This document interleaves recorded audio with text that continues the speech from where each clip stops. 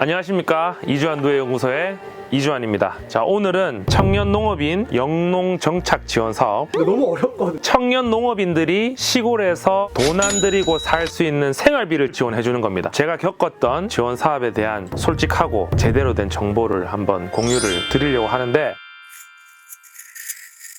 보통 그런데 공문들을 보면 해석하기가 사실 조금 어렵습니다. 그런데 저 같은 경우에는 이런 것들을 직접 하기도 했고, 여기 성주에 있는 청년 농부들을 대상으로 이게 무슨 말인지 해석해주는 그런 컨설팅들을 자주 했었다 보니까 이런 정보들을 쉽게 줄 수 있는 것 같고, 오늘 사실 시간 관계상 이걸 다 해석하기란 어렵습니다. 그래서 정말 귀농에 관심이 있고 이걸 창업하고 싶다 하시는 분들이 계시면 댓글 달아주시거나 메일을 주시거나 하시면은 정말 제대로 된 컨설팅을 받을 수 있는 기회. 그냥 심심하다고 저도 해볼까요? 이렇게 하시는 분들은 별로 추천드리지 않고, 진짜 나는 꼭 할 건데 성공하고 싶다고 하시는 분들은 연락 주시면은 제가 최선을 다해서 컨설팅을 해드릴 수 있을 것 같습니다. 진짜 관심 있는 사람들은 연락 주세요.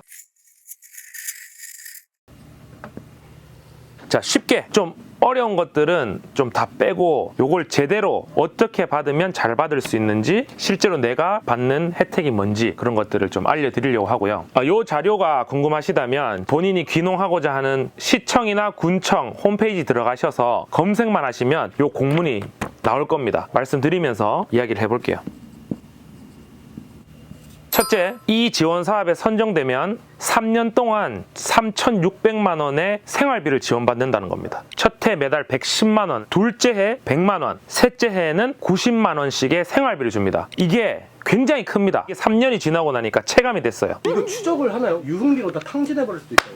굉장히 좋은 질문입니다. 이걸로 1기, 2기, 3기까지는 어디에 써도 상관이 없었어요. 모든 업종에 안내는 했었어요. 유흥이나 술집이나 사치품 쓰지 마라 했는데 샤넬백을 산 사람이 나왔어요. 1년치를 모을 수가 있어요. 12월 31일까지만 쓰면 되거든요. 이 돈으로 샤넬백을 샀다? 매월 생활비를 주지 않아도 먹고 살만하다는 거죠. 그래서 저희가 굉장히 힘들었습니다. 모든 업종이 다 막혔어요. 오로지 농협에서만 쓸 수 있게 된 거예요. 철물점에서도 못 쓰고 코드를 하나씩 풀어주는 거예요. 우리 철물점 가가지고 이거 사야 되는데 왜 못 사게 하냐, 코드 풀어주라. 그럼 또 하나 풀어주고. 그러니까는 1, 2, 3기 때 사람들이 했어요. 이 카드는 치킨 카드다. 치맥 말고 쓸 데가 없어요. 그래가지고 굉장히 힘들었고, 최근에는 이게 아주 강하게 경고가 들어갑니다. 술집 가서 끓잖아요. 삑 하면서 안 긁혀요. 그렇게 다 조치를 해놨어요. 정착에만 쓰셔야 됩니다. 이런 사람 영농은. 귀농하면 어떻게 되나요? 그런 생각 가진 사람은 하면 안 되죠. 자, 두 번째, 3+3 영농유지. 3년간 돈을 받았잖아요. 의무적으로 3년 동안 추가로 영농을 해야 돼요. 26, 7, 8년까지 받았죠? 그러면 9, 10, 11년도까지 농사를 지어야 돼요. 그러니까 총 6년을 농사를 무조건 지어야 되는 거예요. 그러니까 요거를 유지를 안 하고 다른 데 취업하거나 또 다른 업종업체, 그냥 제조업이나 뭐 이런 거에 사업자를 낸다? 그게 걸리면은 환수당합니다. 쓴 거는 어떻게 해요? 그게 채무로 빚이 돼버리는 거예요. 세 번째는 영농 일지를 꼬박꼬박 써서 그냥 내가 쓰고 가지고 있는 게 아니고 검사를 맡아요. 군청이나 이 영농 정착 지원 담당자 공무원분께서 며칠까지 영농 일지 검사할 테니까 잘 작성해 놓으셔야 됩니다 하면은, 우리 수학 익힘책, 수학 익힘책이라는 걸 아시나요, 여러분? 수학 익힘책 숙제해 놓듯이 프로그램을 알려줄 겁니다. 그럼 거기다가 다 업데이트를 해야 돼요. 그거 안 쓰고 경고를 몇 번 먹으면 또 이거 중단되는 걸로 알고 있어요. 농사라는 게 맨날 똑같은 패턴으로 반복을 하니까 코드 뭐지? 그냥 막 마음대로 쓰는 거예요. 그러면은 나한테도 도움이 안 되고 국가에서도 그걸 뭐 하냐면 데이터화 시키는 거예요. 검사 받고 땡 끝나는 게 아니고 초보 농부들이 하는 행동, 행위들을 보고 분석도 하는 거예요. 중요하다고 머리로는 인지하지만 실제로 쓰기는 어려워하시는 분들이 많아요. 마지막으로, 일정 수준 이상의 재산 및 소득이 있는 자는 신청할 수가 없다. 돈이 많은 사람은 받을 필요가 없다 이거죠. 본인 세대의 건강보험료, 산정액, 본인 부담액 또는 부과액. 부모님 밑에서 세대원으로 사는 사람 있지 않습니까? 그러면 부모님의 소득까지 봅니다. 근데 내가 독립된 세대원으로 나와 있다. 내가 내 거주지에 세대주로서 살고 있다. 그러면은 부모님 거를 보지 않습니다. 본인의 세대만 봅니다. 여기 적혀 있는 게 25년 10월에 대상자 세대에 부과된 건강보험료가 다음 기준보다 초과할 경우 사업 신청 불가 이렇게 되어 있는데 전년도 10월 건강보험료를 건강보험공단에 전화해서 달라고 한 다음에 그 돈하고 여기 적혀있는 돈하고 비교를 하면 되는데 직장가입자 본인 부담액 31만 1,031원, 지역가입자 부가액 26만 9,976원, 혼합 직장가입자 지역가입자 32만 322원. 직장가입자는 뭐냐? 회사에 소속되어서 월급을 받는 사람은 직장가입자가 되어 있어요. 지역가입자는 직장에 소속되지 않고 사업자 등록이 되어 있지 않더라도 그냥 농민으로 일을 하거나 아니면 일을 하지 않고 있거나 뭐 이런 것들을 지역가입자라고 해요. 이런 사람들이 26만 9천 내려면 상당한 소득이 있어야 됩니다. 그러니까는 웬만해서는 여기에 넘질 않는데 넘으시면 솔직히 말해서 진짜 이걸 받으실 필요가 없어요. 돈을 주겠다는 거 아닙니까 이 정도면? 정답입니다. 정말 농사를 진지하게 짓고 싶은 사람이라면 자격이 부족해서 못 받는 일은 없게 하겠다라는 거예요. 지금까지 이제 요 지원 사업을 했을 때 지켜야 되는 것들, 받을 수 있는 돈에 대해서 이야기한 거고 제일 중요한 거 57페이지 보면 체크리스트하고 58페이지에 사업 대상자 평가 기준 60페이지에 면접 평가 표가 있어요. 모든 공문을 보면 제일 뒷장부터 봐야 됩니다. 내가 신청해야 되는 사업 계획서는 어떤 형식으로 되어 있고 내가 써야 되는 정보가 뭐가 있는지를 알아야 내가 뭘 준비해야 되는지 알 수가 있잖아요. 그래서 요 페이지를 한번 제대로 파헤쳐 보도록 하겠습니다.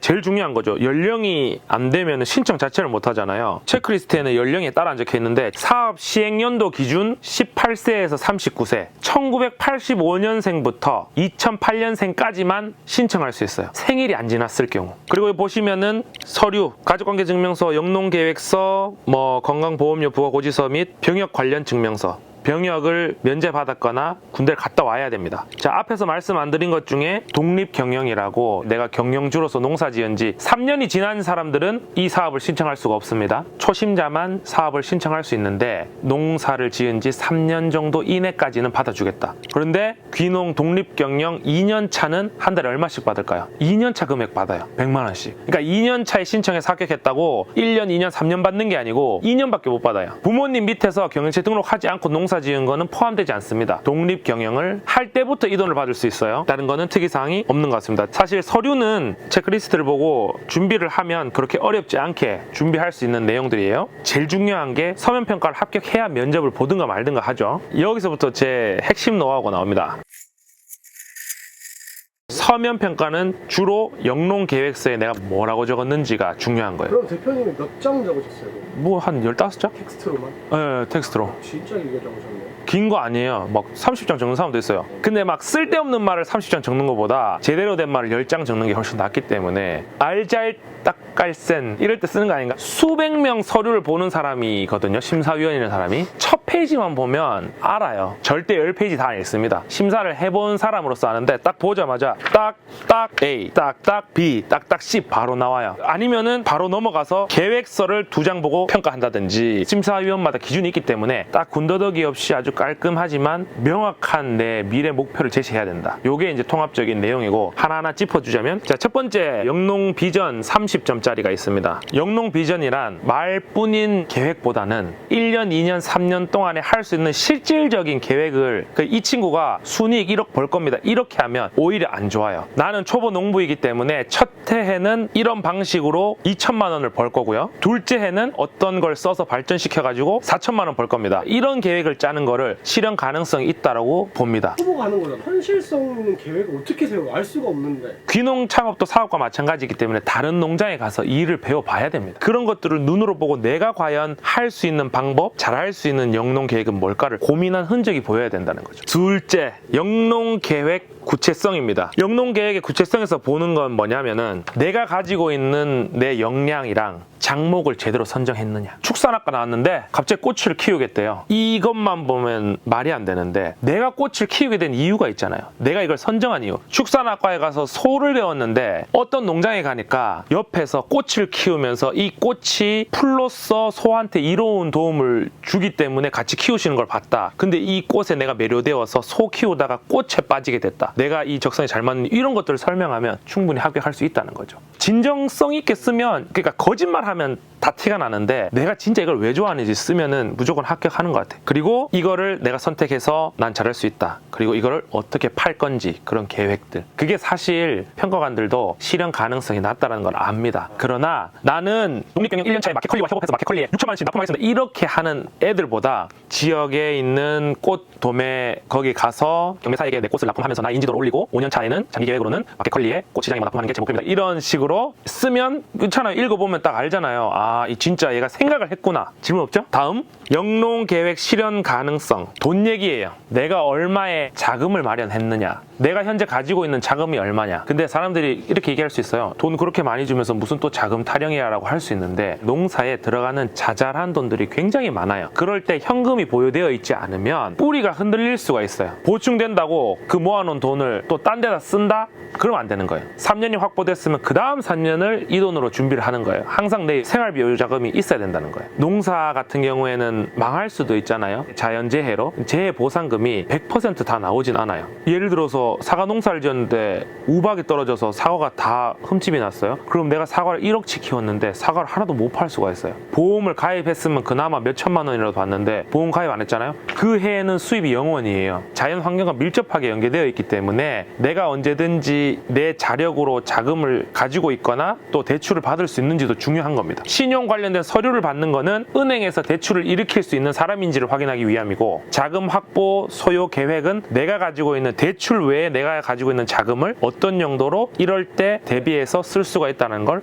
알려주는 거. 다음은 어려운 게 없는데 개인 역량입니다. 학교 교육 및 사회교육 10점짜리인데 인터넷 교육이든 인증된 농장에서 받는 교육이든 공공기관에서 교육이든 100시간 이상 수료해야 만점이에요. 요거는 교육 듣기만 하면 돼요. 그다음에 자격증, 농업과 또는 식품과 관련된 자격증이 있으면은 굉장히 좋은데 그거 하나 때문에 없어서 떨어지는 사람은 아직까지 보지는 못했지만 내가 좀 계획서를 정성 들여 쓸 자신이 없다면 이런 자격증들을 적극적으로 어필하는 것도 가산점에 큰 도움이 된다. 그리고 농업 이외에 영농 계획 이행에 관련된 자격증을 보유하고 있는 거라고 적혀 있는데 상품 디자인, 웹 디자인, 마케팅, 프로그래밍, 기계 설비, 그러니까 이런 것들이 제가 옛날에 할 때는 없었던 것 같거든요. 근데 요즘은 워낙 마케팅이나 제품 개발의 중요도가 높아지니까 이런 것까지 가산점이 높은 것 같아요.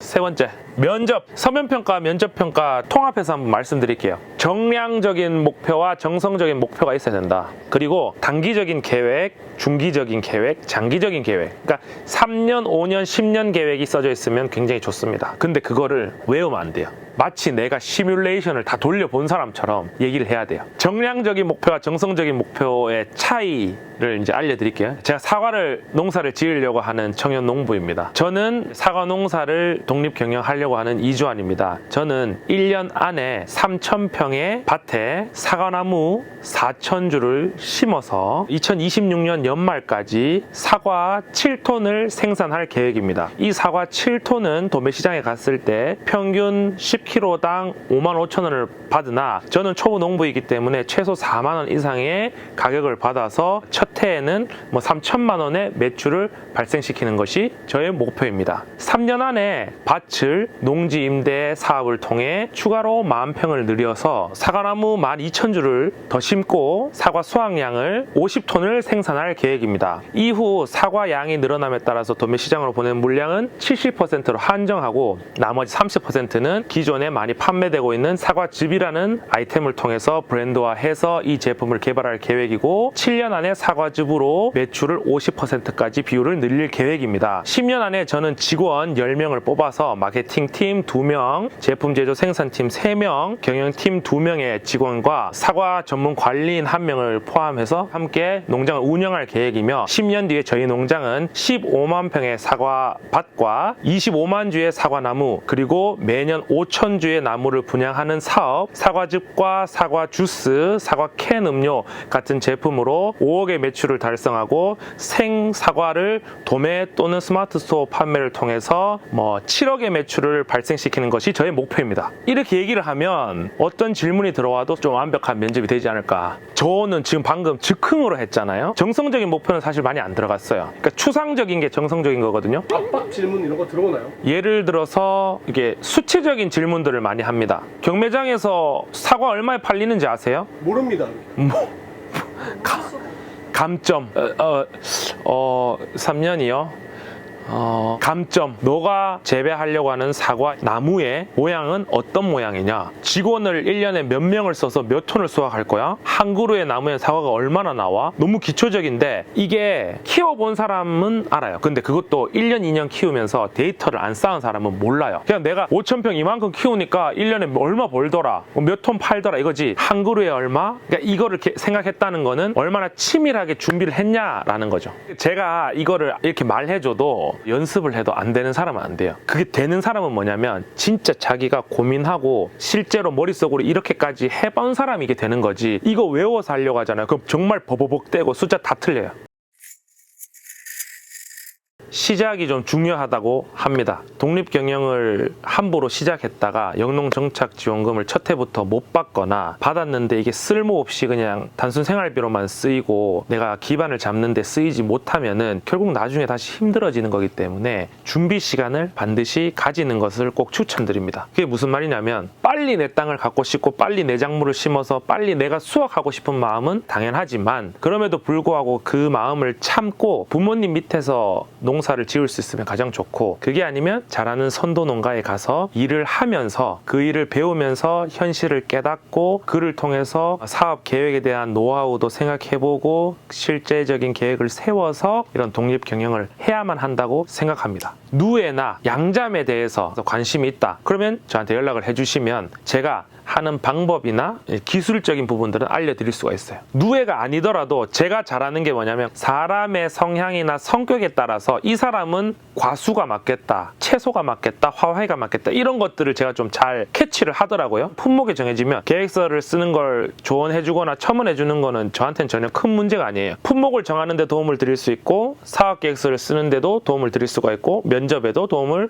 충분히 드릴 수가 있습니다. 26년도 공문을 보니까 영농정착 지원금을 받으면 후계농 육성 자금은 거의 풀패스로 받을 수 있는 것 같아요. 여기 합격한 사람은 후계농 창업 자금 대출 한도나 이런 것들이 쉽게 나온다. 그렇게 적혀 있거든요. 그래서 요거를 좀 빡빡하게 보고 요거를 쉽게 보는구나, 그런 것들이 공문을 보니까 보이더라고요. 영농정착 지원 사업에 대한 제 지식 정보 전달이 마음에 드셨다면 다음 시간에 이어서 할 후계농업 경영인 육성 자금에 대해서도 한번 보러 가보시죠.